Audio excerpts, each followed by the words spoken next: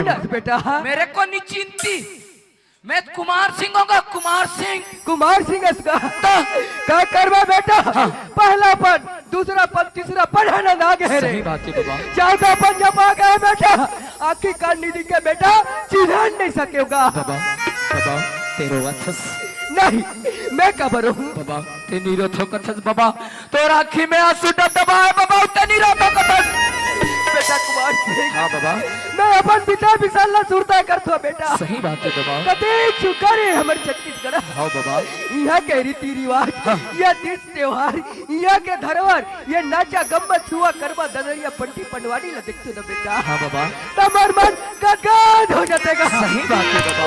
पर आजकल के बिगड़े हालात ला देखतो बेटा, न जाने हमर छत्तीसगढ़ के धरोहर, ये तीज त्योहार कहीं ना तो नहीं कहीं ना। बाबा, ते कैसे गोठिया थस बाबा?